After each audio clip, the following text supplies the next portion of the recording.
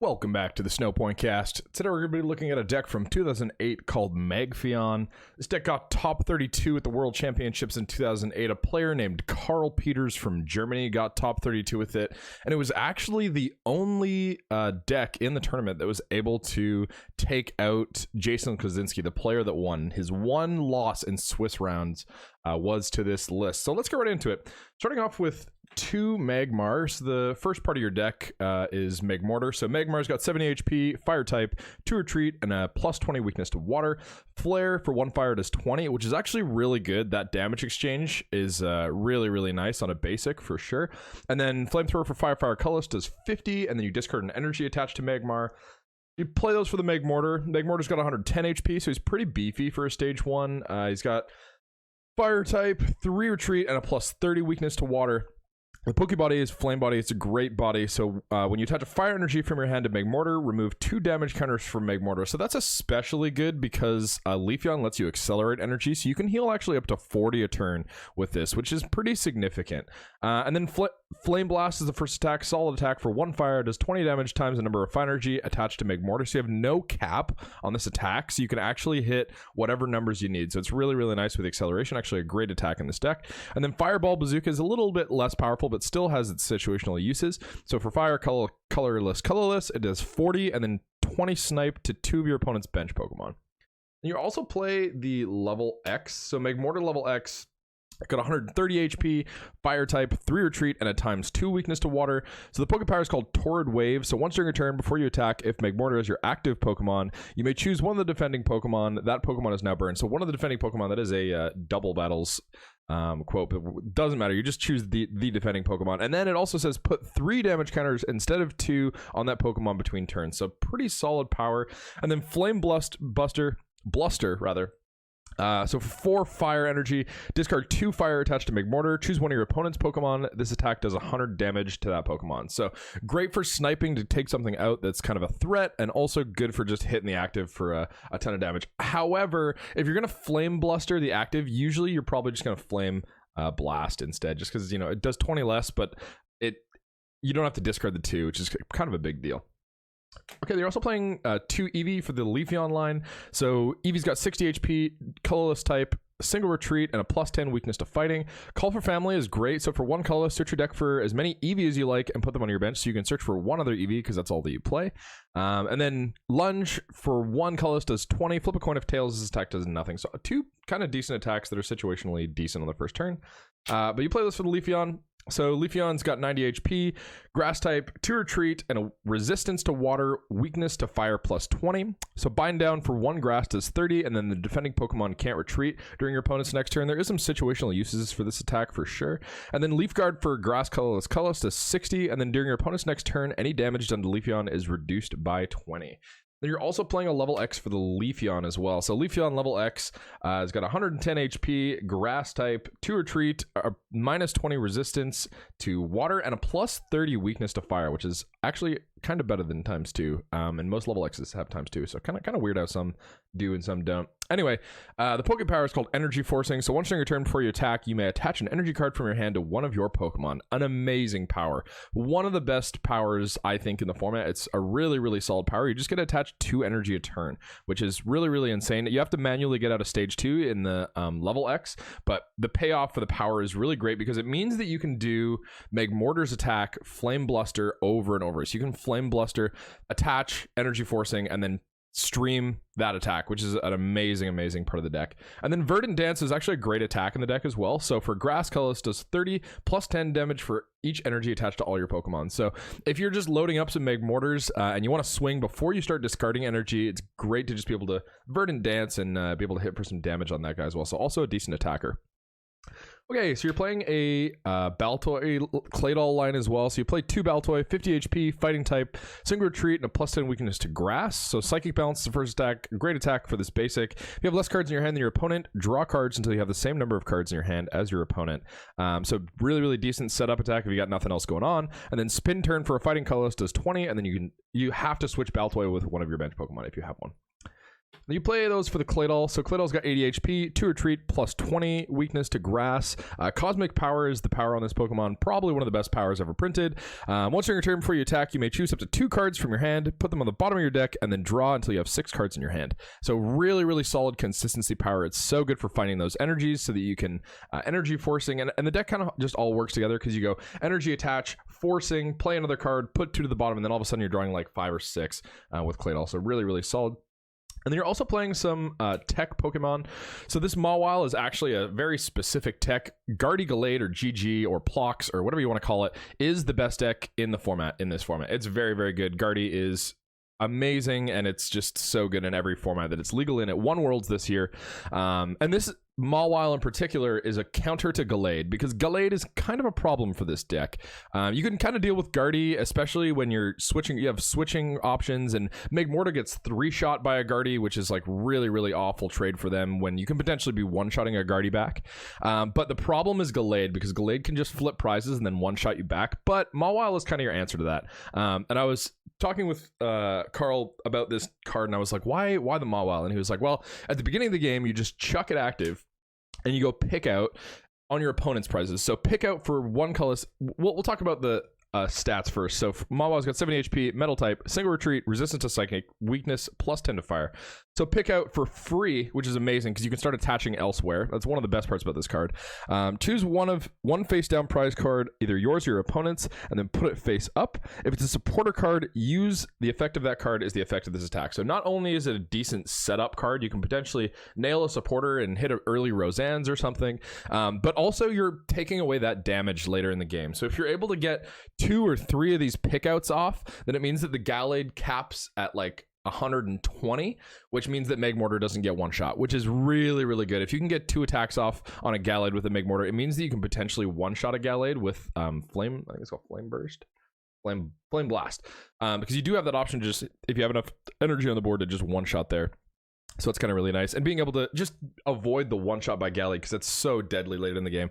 The most GG lists play 2 Gallade, so being able to counter that is really, really important in that matchup. So Jawbite, you can also use it because you play multi-energy in this deck. So Metal Colorless does 20 during your next turn. If an attack does damage to the defending Pokemon, that attack does 20 more damage. So kind of decent, but not an amazing attack. Mostly there for pickup.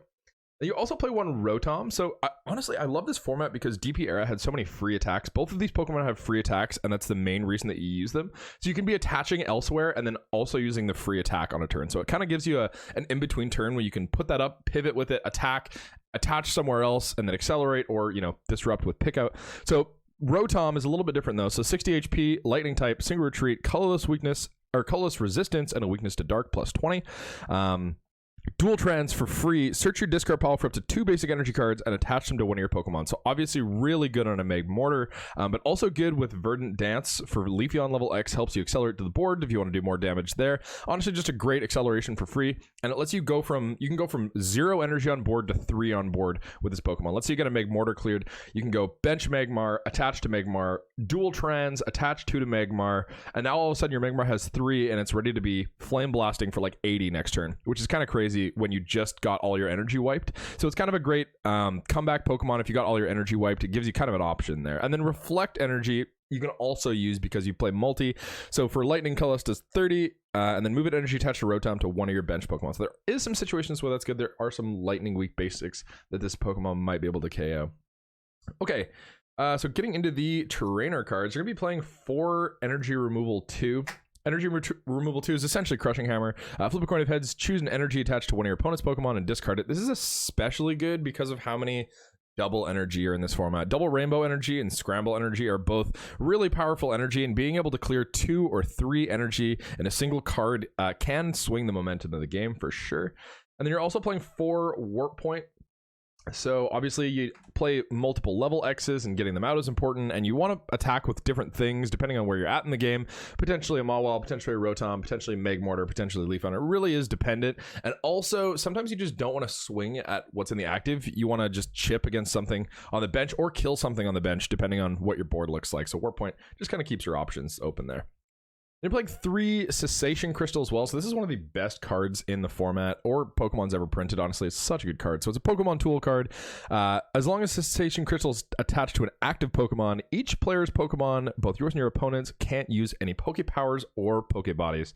So it kind of sucks that you shut your own powers off, but if you get to the point in the game where you don't really care because your board's set up, Cessation Crystal locks your opponent down, and that's especially important versus Gardevoir because Telepass is such a good power, and it just means that they are, if you play a Roseanne's, it means that they're not missing energy for the rest of the game, which you can't really afford if Guardy is hitting energy every single turn. That just, it looks really bad. And being able to lock up early as well, being able to drop a Cessation Crystal before your opponent is able to get a Claydol off if your hand is looking okay. And you also have that mobility option with Warp Point. That's another reason you play 4 Warp Point, is because you can put the Cessation Crystal up, lock your opponent, and then Warp Point to something that doesn't have a Cess on it, and then it gives you that option to use your abilities, because you do play a number of really good abilities and powers in this deck as well. Okay, so you're playing 1 Night Maintenance as well, pretty staple in most decks in this format. Search your discard pile for up to 3 in any combination of Pokemon and basic energy cards. Show them to your opponent and shuffle them back into your deck. You're also playing a Premier Ball. So Premier Ball, search your deck or discard pile for a Pokemon level X, show it to your opponent, and put it in your hand. So great early game for finding Magmortar or Leafeon, or if one goes down and you don't have access to a Night Maintenance, it's able to just get it back and potentially let you keep attacking or accelerating with one of your level X's. You're also playing 4 Crystal Beach. So Disruption is the name of the game in this format. There's a lot of really good Disruption cards. Energy Removal, Cess, Crystal Beach. Crystal Beach is one of the really amazing ones. So each special energy card that provides 2 or more energy, both yours and your opponent's, now provides only 1 colorless energy. So again, this is a counter for Double Rainbow Energy and Scramble Energy, 2 really, really powerful energies that are used in Guardy and a number of other decks in the format. But being able to change that pacing around and slow them down a little bit can be a really, really impactful momentum change in a game. Okay, so you're also playing 4 Celio's Network. Great card. So Celio's Network says search your deck for a basic Pokemon or evolution Pokemon, excluding EX. Show it to your opponent, put it in your hand. So it just searches for any Pokemon in your deck, which is great because you play a number of Pokemon. And then you're also playing 3 Roseanne's Research. So Roseanne's Research, search your deck for up to 2 in any combination of basic Pokemon and basic energy cards. Show them to your opponent and put them in your hand. So it just keeps your energy attaches consistent, but also makes your early game really solid so you can find out your basics. You play 7 Pokemon search cards that let you find your basics, which is pretty good considering your lines are relatively thin. You're playing like 2-2-1 lines or 2-2 lines, so being able to find those is really, really vital. And you're also playing 3 Steven's Advice. So Steven's Advice is a great supporter card. Draw a number of cards up to the number of your opponent's Pokemon in play, and then if you have 7 or more cards in your hand, including this one, you cannot play this card. Just a great draw supporter when your opponent's board is kind of getting big. And you're also playing 2 Castaway. So Castaway is an awesome supporter card. I love Castaway. Search your deck for a supporter card, a Pokemon tool card, and a basic energy card. Show them to your opponent and put them in your hand. So grabs a Cessation Crystal, a basic energy, and another supporter for next turn, which is really, really nice.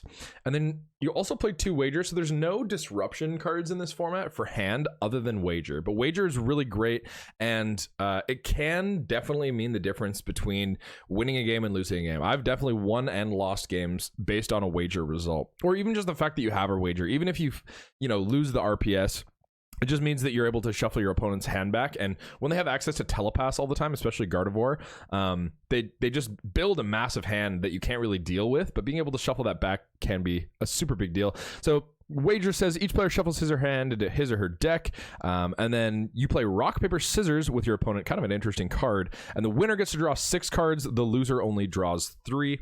So kind of a really, really cool, interesting card there. You're also playing 2 multi-energy as we get into the energy. So multi-energies, like I said, good for Rotom or Mawile, but also lets you attack with Leafeon or Magmortar, kind of depending on what your board looks like. Playing 2 Grass because you play that energy search as well, so being able to find it with a Castaway or a Roseanne's Research if you need to attack with a Leafeon is nice. But the majority of your energy in this deck is going to be fire energy, not only because you discard it with Magmortar, but mostly just because Magmortar is going to be your main attacker in the deck. Flame Blast is just such a good attack, and being able to attach a bunch of energy and then Flame Blast for a ton of damage is really, really solid. So you play 9 fire because of that as well. Okay, well, this has been Karl Peters' top 32 Magfeon list. If you have any questions about the deck, feel free to leave them in the comments below, and I'll do my best to get to them. Thank you guys so much for tuning in, and we will see you next time.